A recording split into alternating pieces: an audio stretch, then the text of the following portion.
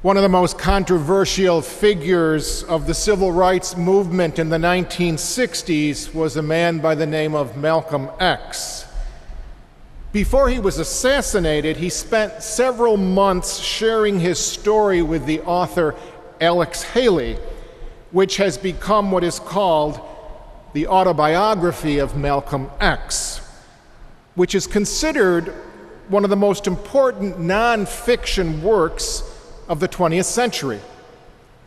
One of the stories that Malcolm X told Haley was the time he was walking across a college campus on the way to a lecture. A young white woman sees him and runs after him, trying to get his attention.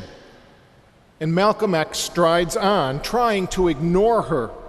But she runs out in front of him and backpedals as she tries to ask him what she, a white person who sincerely cares about good racial relations, can do to help black people.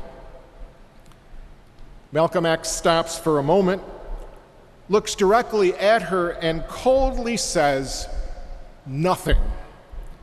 Then he marches on. Malcolm X was working and ministering to black people, and he wanted nothing to do with some white woman who was pushing her way into something that he felt she had no business with. Sounds quite similar to the situation in our gospel this evening. It's an explosive gospel if you really listen to it. It's probably the most controversial of all the gospels. The pushy Samaritan woman wants Jesus to heal her daughter, and what does Jesus say? "It is not right to take the food of the children and throw it to the dogs." Wow. It may be the most unloving portrait of Jesus in the Gospels. As Malcolm X saw his life totally dedicated to his black brothers and sisters, so too Jesus, in the beginning of his ministry, totally dedicated himself, his ministry, to the Jewish people. The woman who confronted Jesus was a heathen, a pagan, a Gentile.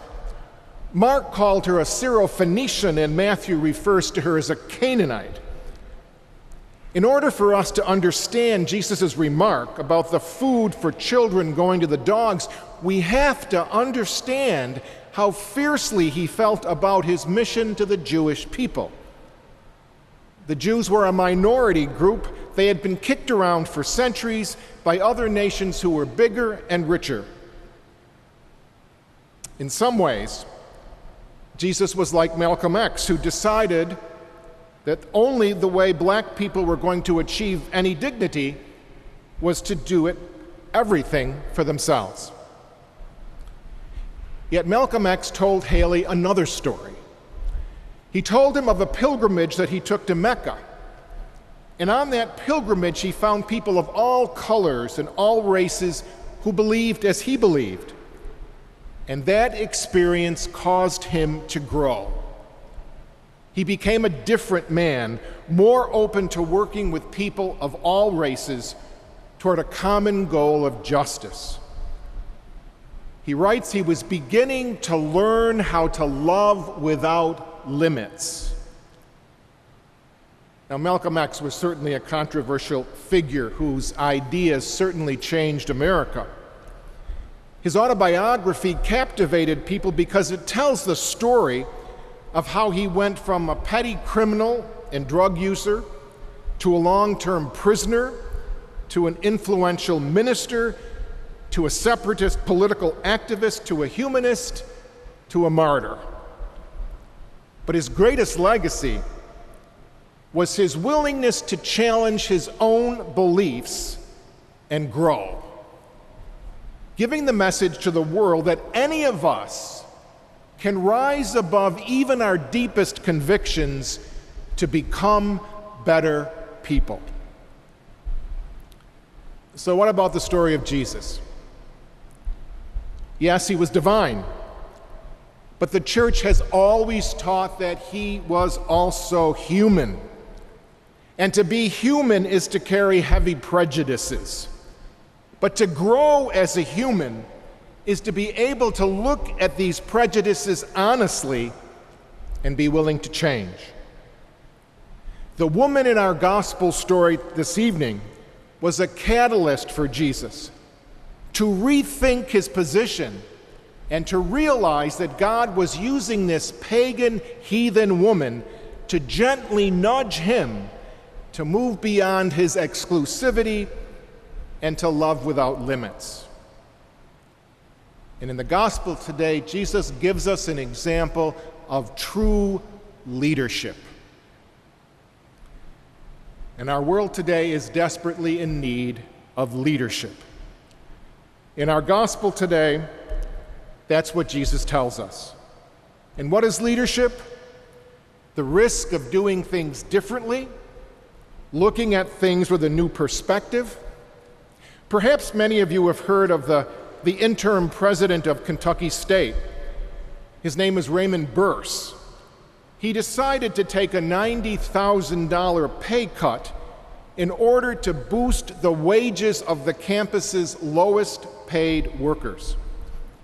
He said it was necessary since some of the employees were making as little as $7.25 an hour. Risky leadership, looking at things from a different perspective. And I believe this is the challenge of our gospel this weekend, that we're all challenged to grow, to not be afraid to test or to refute our own prejudices, to be able to rise above even our deepest convictions, to be open to look at different perspectives in order that we can become better people. I think we all know we live in a terribly polarized world today. We see religious people killing religious people. We live in a polarized nation. We live in a polarized church. And many of our families are polarized. And it's a polarization caused by an unwillingness and a refusal to enter into the painful process that we see Jesus entered into in the gospel, wherein he looked at his own prejudice, was willing to look at a new way of doing things. Just take marriage, for instance. It's about compromise. It's about listening. It's about the willingness to see things from another perspective. And you know, when this doesn't happen in a marriage fails. When one or the other spouse holds on so rigidly to ways of doing things, the marriage falls apart. And the same can be said of family life. When we cannot be flexible and be willing to move and change and grow, family life can be chaotic. That gospel today is probably one of the most explosive of all gospels. Even Jesus, in his humanness, had to take a serious look at his prejudices and beliefs and move beyond that rigidity and be open to new possibilities.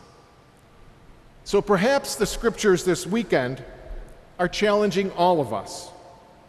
Perhaps the challenge is that our God is gently nudging each one of us to be more open and more flexible, not so stuck in believing that we have all the answers.